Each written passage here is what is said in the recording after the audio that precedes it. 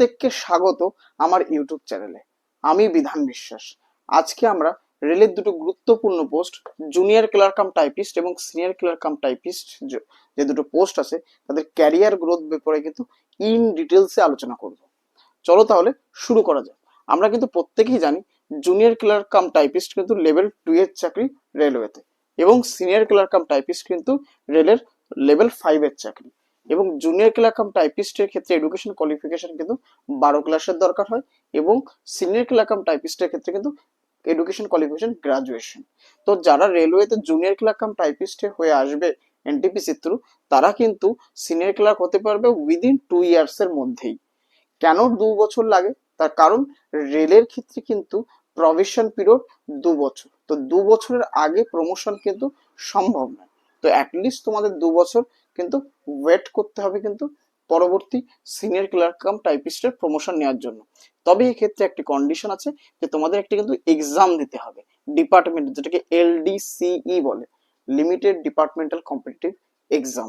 এবং এই এক্সামটি কিন্তু সবাই অলমোস্ট পাস করে যায়, 99% লোক কিন্তু অনায়াসেই পাস করে যায়। তো এক্সাম নিয়ে ভয়ের কোনো বিষয় নেই, তোমরা অটোমেটিক্যালি প্রমোশন পেয়ে যাবে।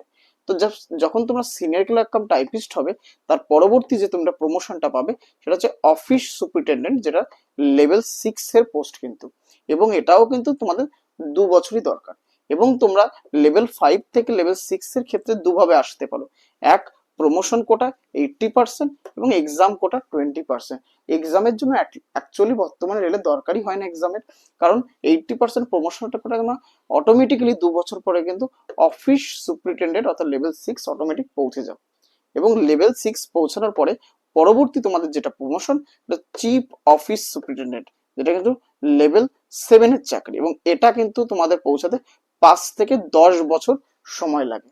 কেন এটা সময় বেশি লাগে? কারণ এটা হচ্ছে তোমার চিফ অফিস সুপারিনটেন্ডেন্ট হচ্ছে একটা সেকশনের ইনচার্জ হয়, এবং একটা সেকশনে সাধারণত একজনই কিন্তু চিফ ওএস থাকে, যার ফলে এদের স্যাংশন স্ট্রিমটা একটু কম হয় এবং এতে প্রমোশনের ক্ষেত্রে একটু ডিলে হয়।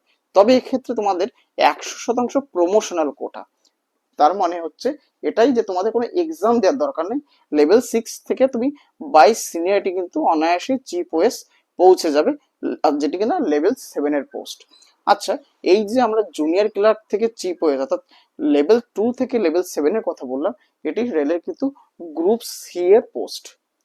এবার গ্রুপ সি থেকে তুমি গ্রুপ বি যে গেজেটেড অফিসার হবে, সেটা কিভাবে হতে পারবে বা কিভাবে হয় তার বিষয়ে ডিটেলসে আলোচনা করব। তুমি যদি লেভেল 6 এবং লেভেল 7 এই দুটো পোস্টের কোনো একটি পোস্টে অ্যাটলিস্ট 5 বছর চাকরি করো, তবেই কিন্তু এই গ্রুপ বি অফিসার হওয়ার এক্সামে তুমি বসতে পারবে। এবং এক্সামে বসার পরে যদি তুমি কোয়ালিফাই করো, তবেই কিন্তু তুমি রেলওয়েতে গ্রুপ বি অফিসার হবে। এবং এই যে পোস্টগুলো উপরে বললাম, এই প্রত্যেকটা কিন্তু মিনিস্ট্রিয়াল ক্যাডার। আর মিনিস্ট্রিয়াল ক্যাডার তুমি যে ডিপার্টমেন্টেরই কিন্তু তুমি chief OS, OS, senior clerk, junior clerk হও না কেন, তুমি ম্যাক্সিমাম ক্ষেত্রে কিন্তু পার্সোনাল ডিপার্টমেন্টের গ্রুপ বি অফিসার হওয়ার জন্যই অ্যাপ্লিকেবল হবে। কারণ বাকিগুলো সেফটি ডিপার্টমেন্ট, সেখানে এডুকেশন কোয়ালিফিকেশন কিন্তু আলাদা। সিনিয়র ক্লার্কের ক্ষেত্রে গ্রাজুয়েশন দরকার হয়, কিন্তু রেলের ম্যাক্সিমাম প্রমোশনের ক্ষেত্রে বিটেক, এমটেক এই সমস্ত ক্ষেত্রে ডিগ্রির দরকার হয়। তো তুমি যদি এই সমস্ত পোস্টে যে ডিপার্টমেন্টই থাকো না কেন, আলটিমেটলি তোমাকে ম্যাক্সিমাম তোমাকে পার্সোনাল ডিপার্টমেন্টের এপিও হওয়ার জন্যই তুমি কিন্তু অ্যাপিয়ার হতে পারবে।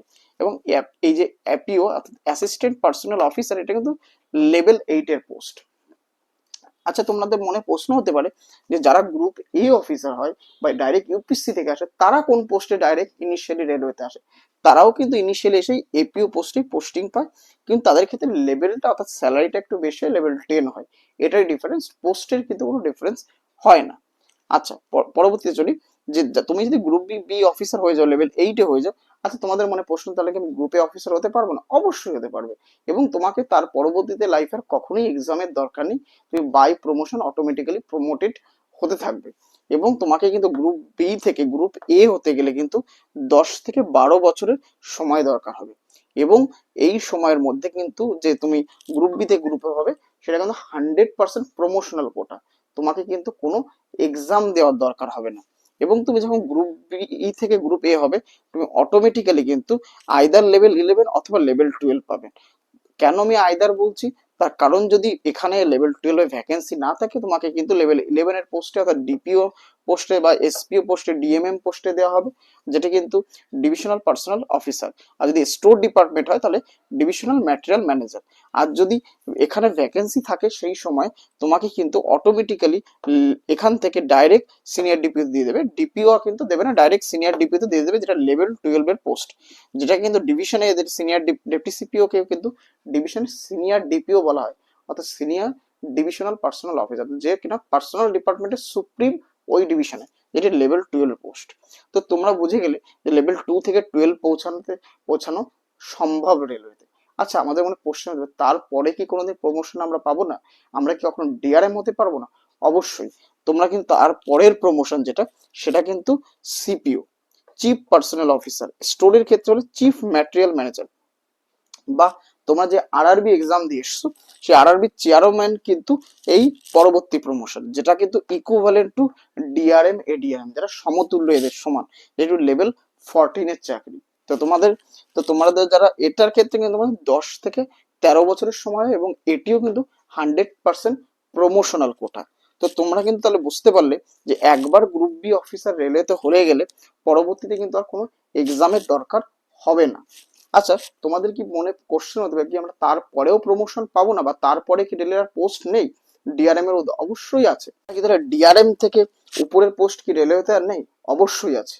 এবং যদি আমরা পার্সোনাল ক্ষেত্রে দেখি, সিপিওর একদম উপরে রয়েছে পিসিপিও, প্রিন্সিপাল চিফ পার্সোনাল অফিসার, যেটা কিন্তু লেভেল 15-16 চাকরি। তবে এই সমস্ত যে পোস্টগুলো হয়, এই সমস্ত পোস্টে কিন্তু তুমি এনটিপিসি এক্সাম থেকে দিয়ে পরে এই পোস্টগুলোতে আসা কিন্তু প্রায় অসম্ভব, কারণ ততদিনে তোমাদের রিটায়ারমেন্ট হয়ে যায়। সাধারণত যারা ইউপিএসসি এক্সাম দিয়ে আসে তারা কিন্তু এই সমস্ত পোস্টে পৌঁছাতে পারে। এই পিসিপি কিন্তু এজিএম র্যাঙ্কের পোস্ট হয়। এইভাবে কিন্তু তোমরা আজকে জানতে পারলে যে এনটিপিসি এক্সামের দ্বারা কিন্তু তুমি ডিআরএম এর ইকুইভ্যালেন্ট পোস্টে ইজিলি পৌঁছে যেতে পারো, বা যে আরআরবি এনটিপিসি এই এক্সামের চেয়ারম্যান যিনি ছিলেন সেই পোস্টেও তুমি কিন্তু চাইলে উন্নীত হতে পারতে। তো এই বলে আমি আমার ভিডিওটি আজকে শেষ করলাম। নমস্কার।